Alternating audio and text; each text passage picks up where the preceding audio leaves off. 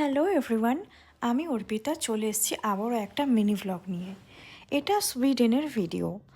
গোথেনবার্গে আমরা যখন ছিলাম সেইখানে আমরা প্রায় শনি রবিবার করে যেতাম ইন্ডিয়ান স্টোরে। ইন্ডিয়ান স্টোরে গিয়ে আমাদের ভারতীয় যেসব জিনিসপত্র রান্নাতে লাগে, চাল ডাল সবজি পাতি নানা রকম তোমার ড্রাই ফ্রুট সমস্ত কিছু ওখানে পাওয়া যেত।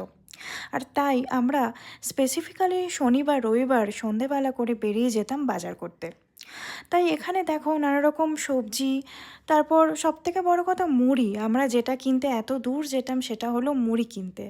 আমরা সন্ধেবেলা মাঝে মাঝে স্ন্যাক্সে মুড়ি, ঝালমুড়ি, ভেলপুরি খেয়ে থাকি।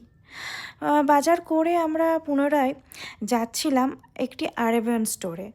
আর সেখানে যাওয়ার মেন কারণ হলো আমরা একটু ননভেজ শপিং করতে যাচ্ছিলাম। আর ঠিক সেই মুহূর্তে এখানে দেখো ওখানকার স্পেশাল কিছু মিষ্টি সেল হচ্ছিল। আর নানা রকম দাম, নানা রকম ডিজাইন এবং টেস্ট ডিফারেন্ট হয়। তো আমি যেহেতু মিষ্টি খেতে খুব একটা পছন্দ করি না, তাই দু একটা স্যাম্পল কিনেই আমরা ওখান থেকে বেরিয়ে গেছিলাম। আমার হাজব্যান্ড বলল, চলো এখন বাড়ি না গিয়ে একটু সানসেট দেখে আসি।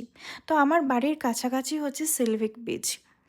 বাড়ি ঠিক না, আমরা যেখানে অ্যাপার্টমেন্টে থাকি তার কাছাকাছি। আসলে যেখানে আমরা অনেক দিন থাকি সেটা কিন্তু আমাদের বাড়ি হয়ে ওঠে, তাই না?